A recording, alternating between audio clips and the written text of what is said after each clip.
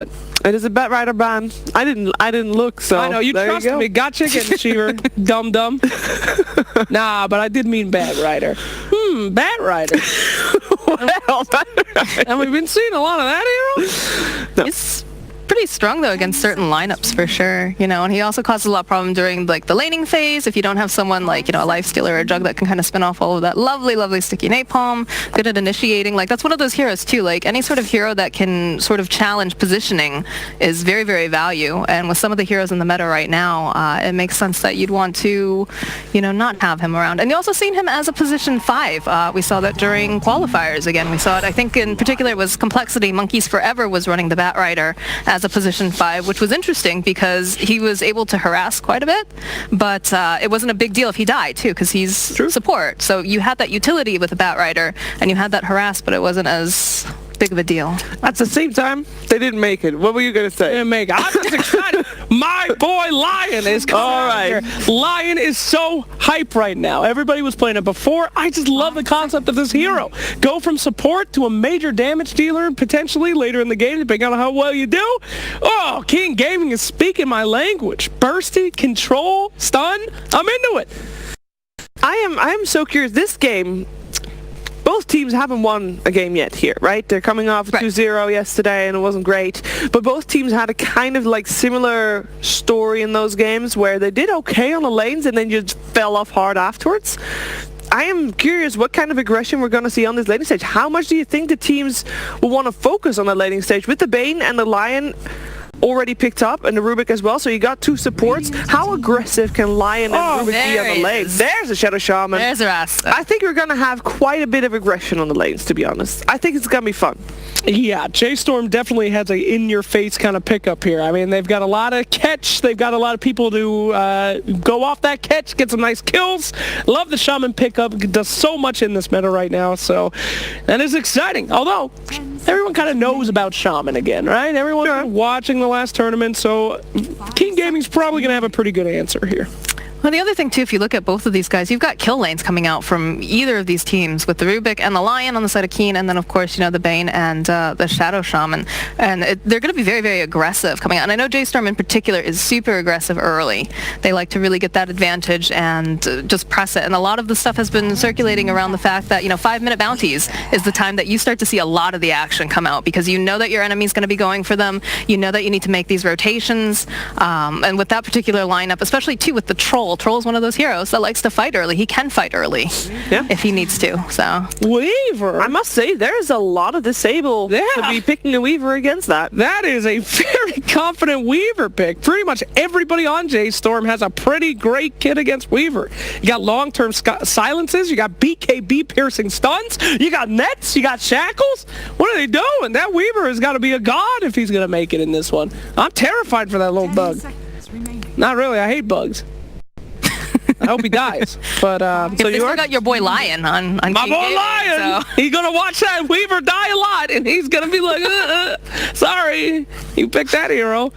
But that's a very interesting choice there. I mean, if he does not have a pretty great early game, this is a disaster pick. How is he gonna get back into this game after that?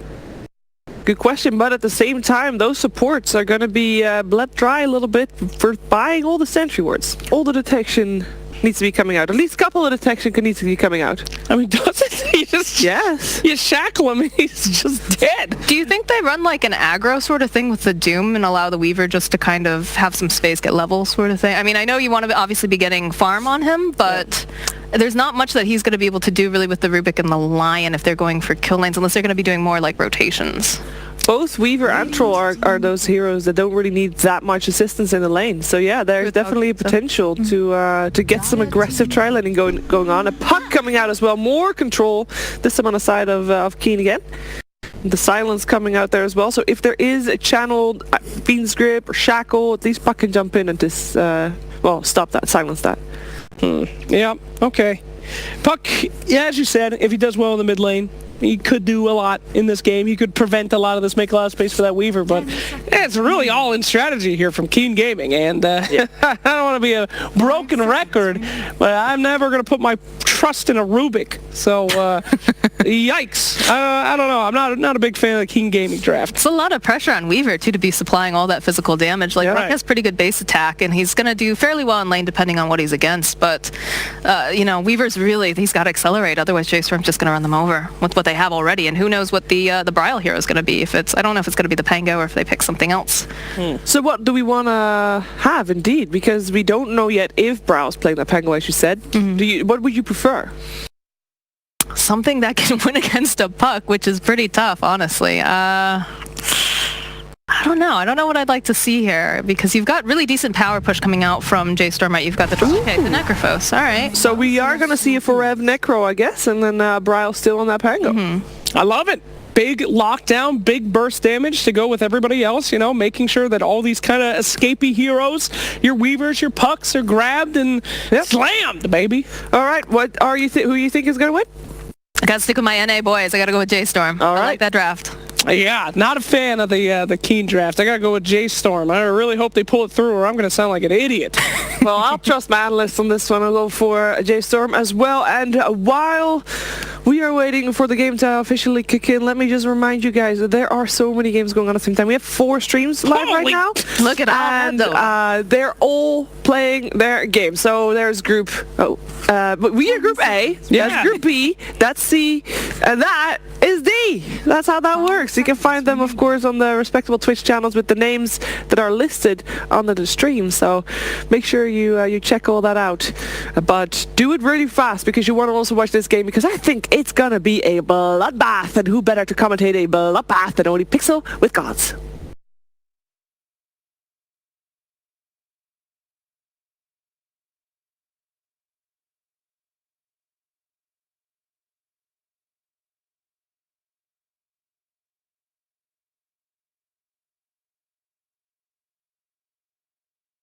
Thank you very much, GBS. Keen Gaming up against J-Storm in this best of 3. I'm OD Pixel. I'm joined, of course, by Gods. The panel very much siding with what J-Storm have brought to the fray with their draft. I mean, do you agree? Is this sort of as one-sided as the panel's making it sound? I don't think it's one-sided. No. I think J-Storm have some good heroes. They pick some things that'll work well for them. But I also think Keen Gaming, they're in their comfort zone. You know, they have good control, good initiation. They got the Lion. And then they also have, you know, Old Chicken on his Weaver. It didn't look good against Secret. No. That was Secret, though. I think it's one of his best heroes. Very true. And I think their draft came together just fine. The Puck is going to give them a good kind of playmaking initiator. It's a very stable, standard Keen draft when I look at this. Okay, we'll see if they are able to execute it, or if indeed, as the panel predicts, J-Storm can get their edge off with their lineup. I mean, is there any sort of specific lane matchup you think could be pretty hard for one of the sides? Anything that either team wants to try and dodge in the laning stage?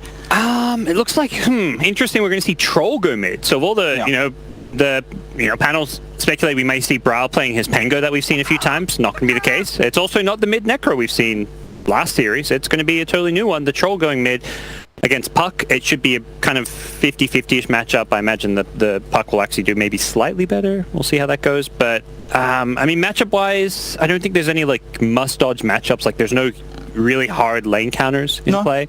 It'll be more about where the supports want to go. Like some teams we see really prioritizing tri-lanes here, which, you know, a Rubik, Lion plus Weaver, there's a lot of kill potential. You could try and threaten and win a lane.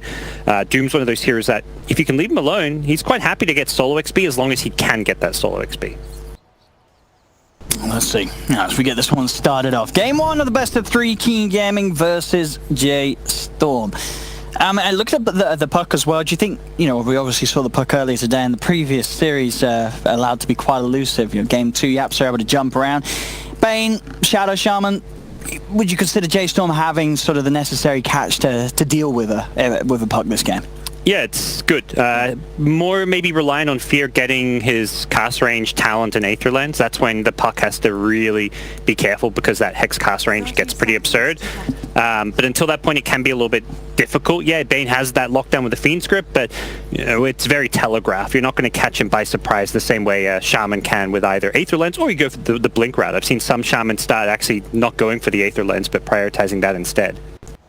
We'll see which way the itemization is going to go this game. And And see how what Double Dash does do on the mid lane on his puck. He had some decent mid lane showings last series that we saw against Secret, even though obviously they lost the game. So definitely potential here for the player. We'll see if he's able to pull it out this game. Yep. And in a matchup where, yeah, the puck can start to shove the lanes in, but as the troll, you are going to have sort of that deep push, that sort of spam as well to be able to shove the lane back with the axes. And that's something King Gaming lineup doesn't have amazing, is just lane push. They have the puck, but outside of the puck, their other heroes don't really push out the lanes too well. Which is something I think you look at the Liquid Secret series, something we talk about Yapster a lot with is how much farming gets. Part of that is that they pick him heroes that are designed to be the ones farming and pushing out lanes.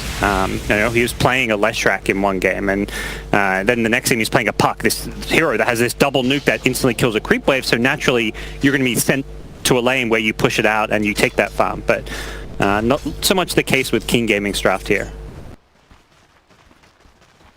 And we'll see Kaka is going to be able to grab the creep wave from behind that tier 1 tower up top, bring it round and take it for themselves as it looks to be. Yep. Unless 11 wants to come back and join a bit in with it. The creep wave, of course, top going to get pushed underneath that tier 1 tower, with that pull being made by Kaka. Yeah, and they're not contesting it. That's very weird. No one's chasing him. Always, because he's going to get like 3 denies probably in the entire creep wave of last hits, which is almost always why the other support will chase him down there. Because, yeah, he's just going to get these last hits, doesn't get that deny, but you're not getting XP or farm for that. No, but yeah, this wave's not going to get through. It's not going to get delivered over to J Storm, so already essentially that wave advantage. Yeah. For King Gaming with this play. They can kind of take it away if they bully the Doom, which Bane's doing. If Doom, he can't get behind the tower now, so that's limiting what he can do. But First Blood bottom, line goes down. Nice bit of play coming out from the J-Storm dual lane. Yeah, these two heroes have got a lot of damage to offer between the swashbuckle potential and the Aethershock nuke damage. Line's got to be careful. It's a squishy hero. Sure, he's got a lot of catch and potential damage himself, but if he trips up and gets caught on the front lines, he will die. Same time, over the other half of the map, March getting chased down as he did come across, but 11 and Kaka are there prepared to deal with him, and March is going to pay with his life. King Gaming picked themselves up a kill in return after losing one down bottom. And part of that is getting that entire wave to Rubik by himself. He got level 2 because he got that creep wave, so he had both Lift and Fade Bolt. And they're able to get the damage. Doom also had level 2. The Centaur, Stomp coming into play as well, so he has that creep now. March got some XP for it, but not really worth giving up his life for it. Nice range creep deny, as all 11 will lose out some gold on that one. But so far, lane's going overall pretty evenly. Doom's kind of the one hero having a tough time as far as the 6 core heroes go. I mean, Moose should be pretty safe up here. There's not really too much that's going to throw him, pushing him out the lane. Yeah, March has to be a little careful on the Bane. Yeah, he does. But yeah, Moose game is very good in the laning stage. It gets tough come mid game because that's when you're playing against, the Puck, Blink Silence, the Doom, these disables, the Lion. Yeah, it's not an easy Necro game, but it's an easy Necro lane, which is something that means you can get good items early on and you can itemize to deal with, some of the threats in the game. Yeah, I think we've seen some of the previous lands, a lot of teams, when they have the Necrophos, just prioritize his farm, make sure that the Necro has a good lane. Because if he can get sort of these early auras, these early stat items, he is this sort of force that they can really start making moves around. His bottom lane, Dark, he's able to get in and take down Fear. Fear steps forward a little too much, and with the Shikuchi in, they've got the kill between the two of them. Top lane, bit of a setup onto Odd 11. He's going to get the chance to pop the Scorched Earth. Have they got the right clicks to go through that regen? They have not, as it looks to be Odd 11 able to walk away from that close attempt from J Storm at getting the kill on Doom. But still, he is getting zoned out, and as the clock ticks on, 4 minutes in, 9 CS, it is a very slow start for this Doom. Down bottom, Fear. He's got a point in the shackles, ready to go onto Dark. Dark will turn with the Hex, but he's getting right-click down, turns around with the stun. Holds back for a little bit, starts to salve up in the trees. Dark trying his best to juke, but with the swashbuckle and the Aethershock, J Storm will get themselves the kill. Yeah, and that's where that Fear Death doesn't matter too much, because he's coming back to lane and he's just way stronger. Full health, full mana, he has his items from base, he can bring Pengo items if needed. Dying in lane as a support is not a bad thing if you, get the most out of your hero, and then you get to come back to the lane, and suddenly you have the advantage. So that's what we kind of see out of Fear down bottom, and it is a J Storm, about 1,000 gold lead despite the kill score being even. I see if Fear could do something again with this Invis rune that he's now picked up. If they go too aggressive on Forev, Fear's going to be there with the counterplay. They'll turn, get the lucky shot proc onto the line. Shackles out as well. Get the Hex out on one. But the right clicks from Fear enough to get themselves the kill. Old Chicken's trying to punch back. He's going to chase this one down with the Shikuchi. Fear will fall. Old Chicken able to get some sort of a trade here. The bug's still there on Forev. There's a lot of armor ticking down. And that's going to mean the damage is there for Old Chicken to get the double kill. As he's going to be more than happy that Dark died at the start of that. I mean, that's the double kill for him, and he's going to get both those kills solo experience on the Weaver. And right as the bounty runes come up, so it is going to end up being, I think, all 4 bounty runes going their way. Looks to be it. Yeah, they contested top. The puck rotated from mid to top lane for those bounty runes, so he gets one. And then, yeah, they get 4 out of 4. Big thing there is the Pengo was trying to help out Shaman by killing the bug that was on him, but he wasn't looking after himself. He had a bug on himself the entire time, and Weaver able to come out on top because of that. As a continuous move, still getting all the space he needs to farm pretty safely up here on the top lane. Has that slight experience advantage as well. Nearly a full level, really. I mean, sure, it's 5 and 4, just under a level's worth of experience between the two of them. Down bottom, another opening has found itself as there's the Shackles onto Dark. Does still get the chance to turn with the Hex. In fact, Darky's able to run away. The Dream Coil's down as Double Dash comes in with a rotation, sets up. Fantastic movement there for the puck to come in and turn that around, get the 2 kills, and Dark somehow not dying there. I think Fear just didn't see the opportunity to get that last right click in upon him. Yeah, and he's got a shrine. He wants to use it. It doesn't look like his teammates are going to be there. So yeah, he's going to solo pop it. He just makes sure that his teammates aren't looking at this. Is anybody looking at this? No, I'm taking it. That's your 5-position line, solo shrine. I'm taking this. Okay, they should be able to get this one. They've got a lift. Yeah, March. He sort of nonchalantly walks forward into this one, and they're going to jump forward and chase this down. Turns with a Nightmare and a Brain Sap. To the right clicks from Double Dash will be enough. Gets the kill on March.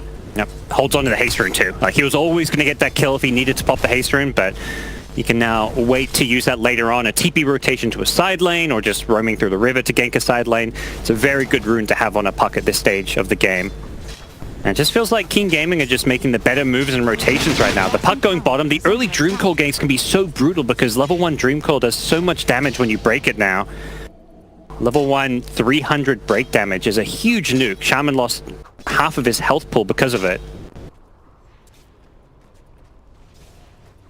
And this game, I mean, this opening, I mean, you mentioned it, Old Chicken on the Weaver. It's one of his favorites, and so far, top net worth. It's looking to be a strong start for the Chicken. Yeah, it's kind of had a bit of a rough time in the game he played against Team Seeker, but this is looking a whole lot better, as this early game is King Gaming favored so far. We'll see when J-Storm come online. Part of the issue with their draft, though, is that they don't really have a playmaker out of the mid lane to troll. So that's a hero that's going to want to stay mid, and then when he falls back, he's not falling back to gank other lanes, he's falling back to jungle. So their playmaker is really the Pengo, level 6 Pengo. Possibly the supports like a Bane getting level 6 with maybe the 10-minute Tomb of Experience, but it's kind of tricky for J-Storm to make moves in this game. They wanted to win the lanes, like when you have heroes like Bane and Shaman who are kind of strong laners. Well, up top, they're going to try and go on to Moo here with the Doom. Are there going to be any sort of TPs coming in to help him? Here comes one. Is it going to be soon enough? Doesn't look to be. As in they go. Dash there on the puck, ready to dive in and offer that extra bit of damage required to kill off the Necrophos. They get the kill just as the Doom ends. Kaka trying to walk himself away. Will die to the tower here, but Fear's going to lose his life in return as Dash gets the double. Yep. The rotation successful once again. This puck knowing every single place that he needs to be in. Bottom lane, they'll find an opening to go in with the Hex. Stun as well to follow up onto the Pangolier. Try and swashbuckle away, but the right click from Dark flies through. Gets the killer now with the silence on March. He's in trouble as well. He'll try and run with the Shikuchi forward from Old Chicken. Will set up the vision and potential for Dash to pick up another. This puck, he is everywhere. He was just top, now he's bottom. How does he go from mid to top that quickly? He's crushing it. He had the haste route and he didn't use it. That's why saving it in the mid lane and not using it to kill that Bane can make such a big difference, because I thought he TP'd top, but no, he just ran with his haste rune from mid to top, gets a double kill top, then TP's bottom, and he's getting kills. There we go. J-Storm are going to try and find something in return, but the Dream Core's there to cancel the Shackles. They cannot hold down Old Chicken. Good bounces here from Forever, provide the control required to kill off Dark on the line. Yep. But it's just the support and everybody else gets out on King Gaming. Same time, they're still farming on the other lanes. Yeah, luckily you have that double cliff there to bounce between. Otherwise, I don't even think they easily kill the Lion there, but Pengo able to effectively solo kill him, but wins all over the map for King Gaming. Just a support kill for all of those heroes rotating in, and looks like we could see some kind of a smoke play here. They're grouping up. No, they're just refilling bottles. Lion TP's in after dying, refills both Weaver and Puck's bottle, I want to say. So suddenly these heroes are ready to fight and contest bounty runes. J-Storm, they are going to look to try and fight this, as it seems as they are going to head forward. Dark's able to get the double stun off. Hex as well, jump in with the burst damage from Dash. That's going to be March falling very, very low. Turn with the brain stab, can't get it off. Phase shifts there from Dash, as they look to chase for more. Fear running back underneath the dab, but Old Chicken, he's coming in with a wraparound that gets his hands on top of the Shaman, as King Gaming playing fast and furious, running down hero after hero. Forev also found out as the bugs are upon him. He's got a swashbuckle to try and get himself away, but Kaka, Dark, and Dash chasing. Double kill for Kaka as he finishes up with the Fate. I mean, it's just King Gaming are just playing a step ahead of J-Storm. Every single move that J-Storm are trying to make is getting outclassed by that of King Gaming. Yeah, they're such an aggressive team. We saw it yesterday. They were up 17 kills to 2 against Team Secret. Yes, they go on to lose that game, but this is a team that will fight over every scrap and morsel on the map. Bounty runes coming up. Wherever you are, they're going that direction. They bring 4 heroes bottom to contest those bounty runes. They knew that the line was going to respawn in time to refill the bottles so that they could, heal up, fight, and they took 3 out of 4 bounty runes. The only one that J-Storm got was top lane with the Necrophos, who's, it's Necro Doom 1v1, so they each get 1 apiece. But 3 bounty runes out of 4, several kills, and they're going to get a tier 1 tower to follow it up. Yeah, 5k lead now for King Gaming at 11 minutes in. J-Storm, they know that they've got to do something to break this momentum that King Gaming's got going. They'll smoke up. They're going to walk in with move, but where's the initiation? If you haven't got the Shaman or the Bane on the front lines, it's hard to get the sort of the grab for a kill, and they'll be able to walk away from that smoke attempt. In fact, Old Chicken's having a bit of a look back towards them. Knows that he's got the time lapse to rely on. Has to be a little aware of Fear with the potential Shackle and Hex, but he knows he's got backup at the team. Elsewhere, King Gaming keeping the pressure on. The top tier 1 tower is going to fall just as quickly as the bottom one did. They're keeping this flow going. The lead in gold and experience, it just continues to grow. Yeah, J-Storm know Mu is one of their strongest heroes. They need to fight around him, so they bring him bottom. Problem is they can't really force fights all too easily. And they're going to chase him down here as the Hex is out onto Mu. Rolling Thunder coming out from Forever will start to bounce itself around the fight. Shackles are there, locking down Old 11. They have to be aware of this. Doomy does have the ultimate available. The other shot blast comes out. They manage to kill off the Weaver. Impale out onto Mu. 11 closes the gap, gets the Doom down onto the Necrophos. Mu gets fingered by Dark. He's out of the game. TP out, attempted by Fear, will make it away. But again, King Gaming, they will take the trade. Sure, they lost the Weaver, but they get 2 kills in return. They get a bit of a stack built up on that Finger of Death damage with that kill onto Mu as well. Yeah, nice job getting the Rolling Thunder stun into the Reaper's site. They had the ability to kill off the Weaver, which is such a big kill for J-Storm to get, but even so, the fight doesn't really go in their favor. They don't end up taking the tier 1 tower with the Serpent Wards being dropped. I think J-Storm thought they were just going to siege a tower, but then the fight doesn't even happen where the Serpent Wards are planted, so that's one ultimate they don't have. Bane, not even level 6 yet, so King Gaming just have more tools. They have both supports level 6. Bane doesn't get the tome, so they don't have Fiend Script there. And while Fear does a great job locking down the Dooms to delay Doom coming out, he tried to Doom the Pengo, realized it was too late for the Rolling Thunder to stop that coming out, so he just tries to find a new target, gets locked down. The fight still doesn't go the way of J-Storm because there's just too much of a lead in King Gaming's hands. Oh, Frev, he is going to see the courage, doesn't want to try and go for it. Knows that they will be prepared with the fortification for it. But I mean, for J-Storm, at least they have got Brawl in a pretty good position. He has his Demon Edge. He's going to make good timing on the Battle Fury. He has been granted the space. Hasn't died this game. He's 0-0-0. He's kept himself entirely away from the chaos. And at this pace, he is going to hit those iron timings on the Troll. Yeah. And as far as this game for Troll goes, it's decent. It's kind of annoying because both Puck and Weaver are pretty elusive, so you have to get on top of them to get those roots if you want to get those kills. And that's why, luckily you've got good supports. You've got Bane, you've got Shaman, plenty of control to play around. See down bottom, J-Storm, they're trying to get a fight off. They get a good Rolling Thunder onto the 2 of them, but now the Dream Core's down. That will hold Forev in place for a good duration of that ultimate. He's trying to shield crash, does get the 3-man prop, but they've got more than enough damage to burn through that. As King Gaming pick up the kill onto Forev. Yep, and Rubik with a nice steal on the Rolling Thunder. Well, may want to just hold on to that. It's a lowish cooldown where you should have it for the next fight. Doesn't have the Arcana though. That's always a bit disappointing. He does not. That's one of my favorites. Kaka, I mean, you would have expected this man to have the flashy cosmetics, and he does not. Disappointment all round.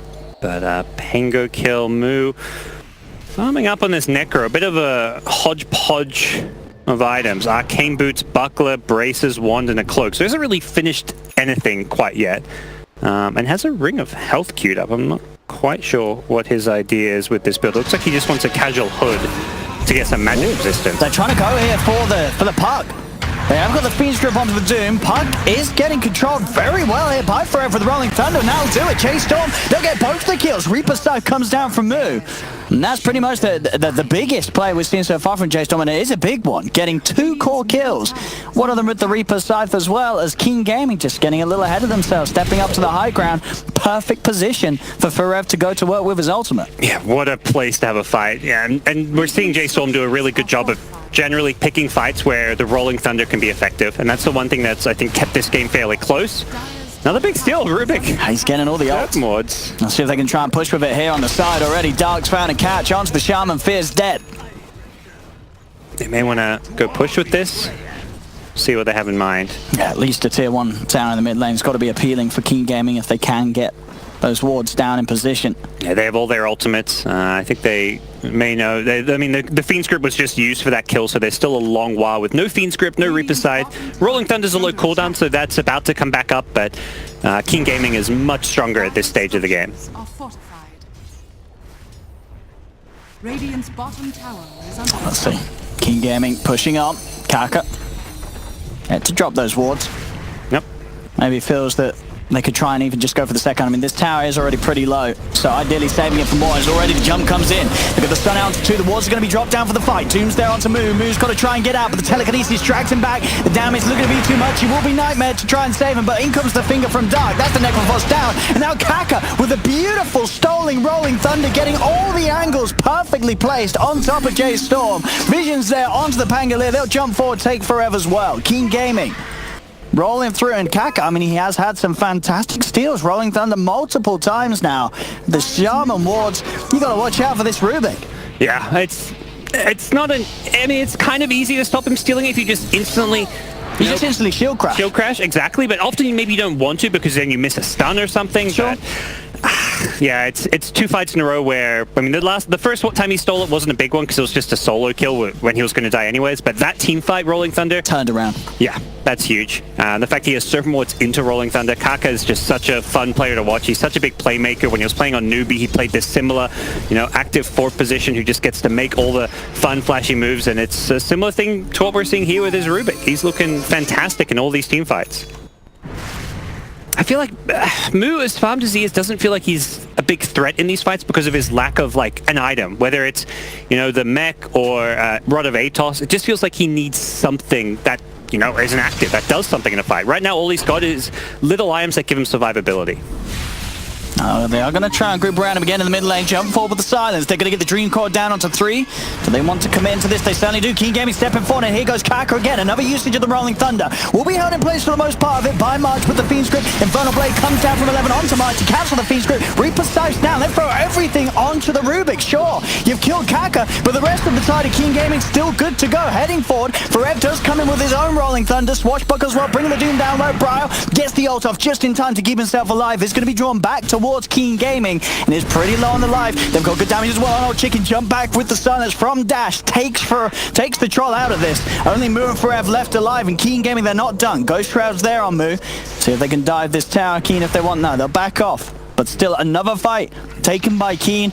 And I mean, I understand Jay Storm's frustration. Kaka, he's annoying, but you got to be careful how much you use to kill that Rubik. Yeah. They threw everything on him. They did, and that meant, the core heroes get to do what, their kind of job is, which is deal damage in the fights. Puck gets like 3 usages of all his spells off, I want to say, with the Orb plus Silence. Doom's just constantly hitting people with the Infernal Blade, and Weaver with a Deso already. This early Deso is just destroying some of these supports in the fight. It's a very fast timing. An item we've seen less and less on Weaver. I feel like we're seeing a lot more of this Diffusal, but as far as single target damage goes, Deso, one of the best items you can get. Absolutely, and we're seeing as well, old 11's game is just it's just rocketed. After, you know, the first sort of 5 minutes of play, it was a slow start in the lane. It doesn't matter for the Doom. He's got Devour, he's got a Midas. He's always going to catch up if the enemy team isn't just crushing the game in terms of momentum, and they weren't. Keen Gaming were able to hold on to it. Now Old 11, he's rocking it at the top. And you're going to see this Doom and Weaver almost certainly just stay ahead of the Battle Fury, Troll, Bryle in terms of farm because of the kills that the Weaver's able to pick off. Old Chicken with this Desolator, the supports don't stand much of a chance at all. Same time in the jungle, Keen Gaming's going to find another, and look who it is with the ultimate. Once again, stolen Fiend's Grip, Kaka. He's just styling on J Storm. He has stolen so many ultimates this game. As for Rev, will be Dream Coiled. Old 11's going to come in with the Doom down onto Moo. I don't know what J Storm's doing here. They've got 2 heroes dead, but they're still trying to make action happen on the other side of the map, and it's not going to work out. They'll lose Moo. Fingers out onto Forev. They're crumbling now, J Storm. Yeah, they're getting desperate more than anything. It's like they know they're losing. The game's going pretty poorly for them, and they're like, well, let's just hope I can get this bounty rune for my team. But you're a Necrophos. If that's a support dying to get bounty rune, sure, but as a core hero, you can't be making those plays. And they're just reading the game wrong. You know, they see this Weaver get that solo kill top on Shaman, so they think, okay, King Gaming's top, let's get these bounty runes. But no, that was just a Weaver solo killing a Shaman. He didn't have backup. He's just so strong, he can do that on his own, and the rest of King Gaming are playing elsewhere on the map. And it's the same principle as the start of the game. Keen Gaming will fight over every single bounty rune. If you're going for the bottom, they'll follow you there. They always want to fight. This is one of the teams in this tournament who will prioritize kills and brawling more than anyone else. Absolutely. In this game, it's certainly showing its effect. 12k lead and very good map control by Keen Gaming at this point. 21 minutes in. And for J Storm, their sort of their potential of maybe turning things around is going to be when they fight with Bryle, when he does have the SNY done on top of the Battle Fury, when he's got something at least that he can turn up to these fights and not get bursted immediately. He's going to queue up the BKB. He needs that before he turns up. There's going to be a lot of bursts. We saw the Puck queuing up the Dagon. I don't know if he's ended up buying it, but yeah, it's going to come pretty soon. He's got it. He's got the recipe in his stash. That and the Finger of Death. I mean, even the Troll, even with a little bit of stats from like an Ogre Club, he's still going to get bursted by this lineup. Yeah. You always want to go SMY on Troll. It just feels better getting BKB later in the game, but once games start going poorly, you just have to prioritize BKB. You gotta get it. And so many games, it's like these Trolls, or there's a few other heroes like Lunas. It's a similar thing where you get Yasha and you're like, oh, I want to get SMY, but then very quickly you realize, oh, I just got to get BKB. But unfortunately, that's just the way this game goes, and until he has a BKB, there's no way that they can take a team fight. And even with it, he's going to start to fall. If you have this very small timing window where you have maybe 1 or 2 fights with that BKB that have to go incredibly well, or you're just going to lose the game. So J Storm have to make sure they get a lot out of that BKB timing, but they also have to get to that BKB timing, and we're going to see, you know, King Gaming, DD Rune, Roshan, why not? Classic combo. Yep, Desto and the Bugs will make short work of the armor of Roche. Forever's there outside of the pit. Okay, he's making a slot. He put something in his backpack. He needs to time this right. And we do see there that timer there indicating how long it's been since he hasn't used his Midas. The efficiency. He's rushing, it's fine. I mean, don't worry. We'll let him off. Weaver didn't even have to pop his DD for that one. It still has it. Use the Midas. I mean, 11. There we go. It's the overlay of shame. There we have it. Shame. There we go. Okay. Oh, he was holding that one in for a while, and in fact, oh, he's jumping up top. He's going in towards the Pango. Same time out on bottom. Dark's got the opening. Hex there onto Bryle. In the trees. Oh, he did. He pressed all the buttons, apparently, and everything happened. Bryle will get the ultimate out. No, gets a root. He does, but they've got Disable. They've got 4 heroes here. Bryle tried to push out lane on his own. He'll pay the price with his life. As he is dead. Dark, he's a little disappointed there that they got that kill so quick. He was trying to suck some mana out of him so he could have a finger to get another bit of a buff on it. That won't be the case, but he'll settle for the fact that they killed the Troll. I mean, that's sort of what J Storm need to happen. They need this Troll to be big, and if he's getting picked off as such, they're not going to have the chance to get back into this game. Yep. Anytime you can, it's almost better to hunt the Troll than take a outer tower, at least at this point. If you're taking base towers or racks, sure, but killing Troll removes J Storm's comeback. At no point can they really contest you until Troll has items, and that's not happening. No. And this is going to be a tier 2 tower taking. Keen Gaming looking to have full control of this game. Only 24 minutes in, it's 30-10. A lot of kills, a lot of A lot of action, and it's all favoring that of Keen Gaming. Watch out for the Rubik initiation with Battle Trance. That's always a big one. And then find the lead in Moo. Again, just getting immediately disabled by the Doom. BKB is committed by 11. He'll be able to easily run down the Necrofosters. Moo is dead. He'll buy back. The Dream Calls holding Forev in position as they just punch him down through the Rolling Thunder. Forev dead without buyback available. Keen Gaming are going to have no trouble taking this. And again, Kaka, stolen Rolling Thunder. He's in. I think Kaka, he's had a better game and a better performance than half of the team at J Storm with his Rubik play. As the Reaper Star does come down onto Odd 11, they do at least kill the Doom. But bottom, tier 3 towers taken. Keen Gaming, they say, all right, we'll take objectives. It's got 7 wood. I mean, come on. What's happening? Kaka, he's played a better game than the Shaman. He's played a better game than the Pango. You gotta call GG, it's over. I mean, I don't think I've ever seen a Rubik steal as many ultimates as that in a 25-minute game. Like, multiple Serpent Wounds, rewards, multiple Fiend's Grip, multiple Rolling Thunder. Kaka,